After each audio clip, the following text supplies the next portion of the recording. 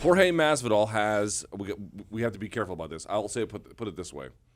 He has been named as a suspect in an attack on Colby Covington. Now, it's weird, BC, because Jorge Masvidal is under investigation formally. He has been named as a suspect, but if you look at the police report about an incident that took place Monday night in Miami, Colby Covington is not named. However, based on reports, eyewitnesses at the scene, and then on top of that, TMZ somehow got wind of the incident and showed up on Monday night and had this sort of like reaction camera with him after the fact. But the story goes like this.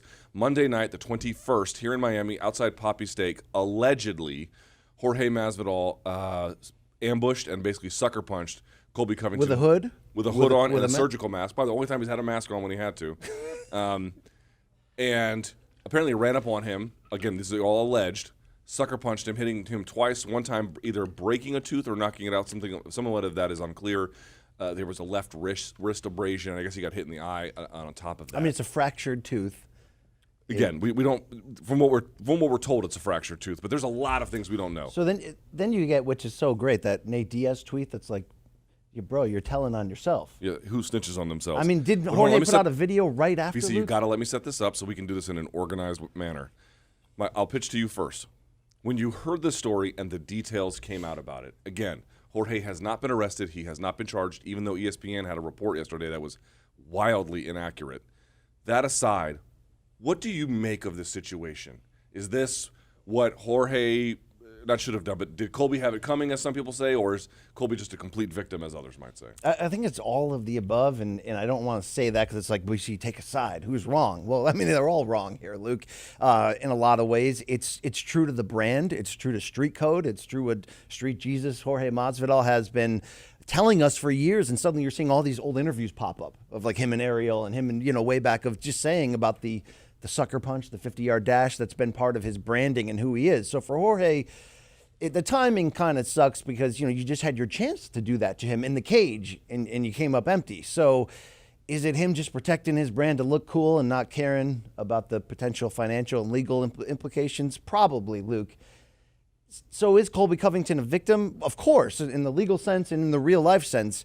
But is he also now finally coming up due on all those advances he made, cash advances over the microphone of calling people out, and now those receipts are coming due?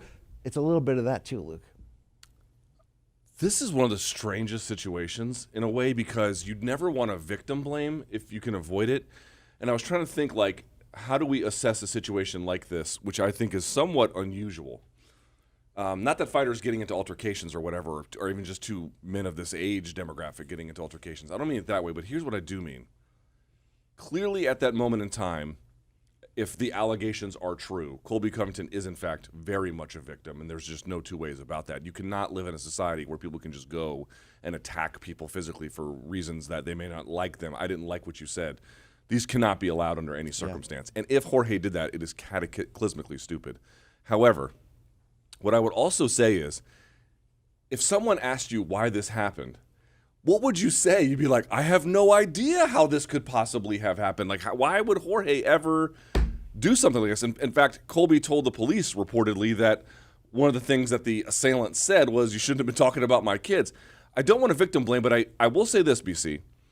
The first lesson I ever got from my manager, the first time I ever was a bouncer, and he was talking about why we were allowed to use force on patrons. I just want to be clear about that.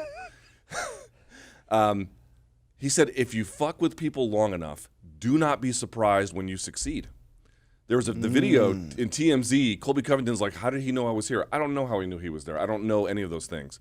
But it wouldn't be surprising if he followed him. It wouldn't be surprised if he just happened to be there. Either way, dude, if you are driving your car at night and you need, oh my God, I need to get milk for my kid right before I get home or whatever for the next morning, and you happen to stop in like a bad area of town, and you're just passing through. Like, excuse me, sir, can you give me directions to the interstate? Man, fuck yo mama. Yeah.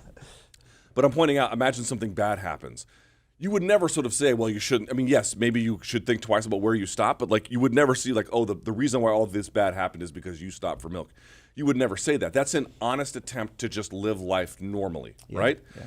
It might be somewhat bad risk management, but they're just living an honest life. However, if you've been attacked previously by other fighters, Verdum throwing the damn boomerang. the boomerang, and more than buffet that, line. the buffet line, and you go through this course of action. Dude, you are running these are not people who play by the rules that you play by. So you can say Colby should never have had that happen to him, and I completely agree.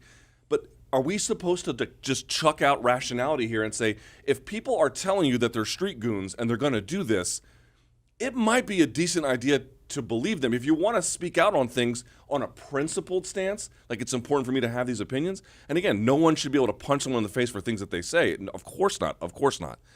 But, dude, like, he played with fire this whole time in ways that other fighters assiduously avoid.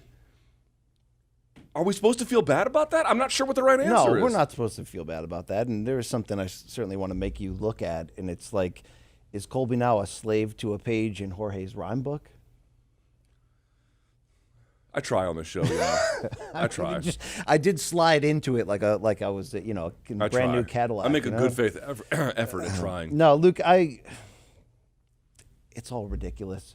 But yes, there's a street receipt to pay potentially, but there's a risk on that side too, and that's Jorge. So in taking that risk to protect his, code and just the guy he hates, Jorge has to believe and understand, though, Luke, how the media machine works and how you create attention on social media and beyond. And for whatever price he has to pay in fines or in, court fees or whatever ends up coming, and a felony is a damn felony at the end of the day, if that goes to that full limit, he had to be thinking, I'm also going to gain something beyond cred with this. Is he thinking this is how I get a second pay-per-view fight? Because I saw. No, I don't think. I don't think it has anything to do with because I saw when Conor and Khabib put together real emotion at that level, it was the largest selling pay-per-view in the history of the sport. Dude, you think this is about selling pay-per-views? I think it's the exact opposite. I'm not telling you anything the foundation of it is that. I'm asking you what percentage for someone who is as smart as Jorge, as crazy enough to pull this off and think it's normal and regular,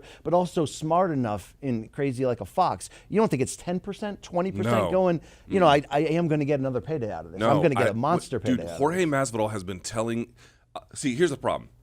A lot of people copy either the style, maybe some of the words, something like that, of what people like Jorge Masvidal say, and it sounds pretty similar. But Jorge Masvidal has been telling y'all who he is. The guy has been fighting in the streets with Kimbo Slice, didn't finish high school, worked his way up to this position in his life, but has been consistently telling people, I'm a street goon. Like, he's not. People didn't take him at his word, apparently. They thought it was all bluffing or something. Much akin to Bill Cosby planting those seeds in that documentary. No, I'm serious about that, though. The comedy bits, the Cosby Show barbecue sauce scene. You're killing me. This is the okay. All right. I'm not sure what to say about this. Look, this is radio. You love radio. This is not radio, and I don't know why you have to derail the conversation when we're not done with it. But I'm not done with it. I enhanced it, Luke. But who do you feel bad for? Neither. Yeah, I don't think I feel bad for either one of them. Dude, here's the thing. If Jorge did it, he made a clear choice to do it. Like, he made a clear choice to do it if he did it. And Colby, again, no one has a right to go do that to people, but I don't know how you can say the things he said and walk around and think nothing will happen to me. Like, I don't know how that's you not the can't world we see that part of this is Jorge knowing he's going to cash in millions for it, though. I want to ask you this then, because here's why I disagree with that. Because the rivalry was dead before this. It was dead. We saw the final product. The rivalry was dead, but they're not going to make another fight from this. There's no way the UFC. Well, Dude, okay, they could. They could, Luke, actually. You're right. They 100% will make another fight from this. Like, come on. No, I don't think that they will. But here's what I want to point out. This is the one thing that I do think we should talk about for just 1 second. Let's assume you're right that it could increase potential chances in another fight. I tend to disagree with that, but this is pro wrestling with consequences. I actually feel like it's a bit brand damaging. I actually feel like there's people out there being like, really, you lost this fight, which you had a chance to do all these things you wanted to do. You didn't do it, And then when you get the chance to sucker punch a guy in the street, you do that, which, by the way, now you could potentially face legal consequences. Okay, it's a villainous move, but I think it's more of a Stone Cold Steve Austin, hey, the bad guy is the good guy your move. Your brain has been a little bit rewired by too much pro wrestling. True, but you have to understand the mindset. You think Jorge, with a little bit of his mind, was like, I can repurpose this for sale? 100%. No. I'll take the legal fees. I'll take the damage to the reputation. By the way, in general, I think that's true, but for this act, I don't. But to call this a damage to the reputation, when his foundation of his 2019 breakthrough commercially was the 2-punch combination that he landed on Leon Edwards, the 3-piece in the soda, whatever you want to call it. Like, that was the foundation of that. After he had knocked out Darren Till, not after he had lost a 5-round fight to the guy he just sucker punched in the street. I get the difference, and you're right on the difference between the two. But to act like that is not a, whatever percentage you want to ascribe to it, a fifth, a third of his motivation.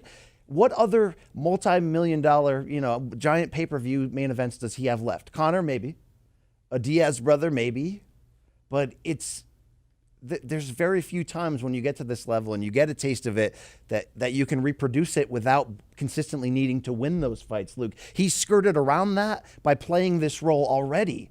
The pay-per-view B-side who's going to help you sell it because of the street cred and all that. Oh, he became an A-side for the BMF fight, and it was great. But now he knows his role commercially and to keep himself around longer. I'm just saying, would he be like that if there was guaranteed to be no fight? Would he still do that? He might still do that because that's who he is, Luke. But to act like this isn't part of, I'm going to get a pay-per-view main event rematch, grudge match now out of this. No, I don't. We saw what happened with the dolly through the window, Luke. It's like printing cash. John Jones and Rashad Evans, different circumstances, but people want that shit. Khabib and Conor hadn't fought by that point. These guys just fought. They just fought. So is this now a trilogy? Does this count as a win in their rivalry for Jorge? Now we got to do a trilogy. If they press charges, it's a definite L. It's a definite L in that case. I mean, especially taking to social media afterwards, and again, not necessarily making any reference to any particular one incident, but seemingly taunting the guy that news reporters were saying you had just sucker punched in the face. I get your point. I would never deny that if they wanted to, they could repurpose that to a different level. All true. Having lived through what they did with Conor and the Dolly, how could you say no?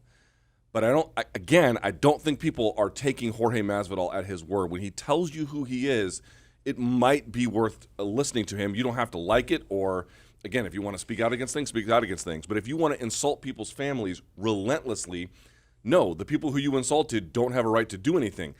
That doesn't mean that they won't. That doesn't mean that they won't.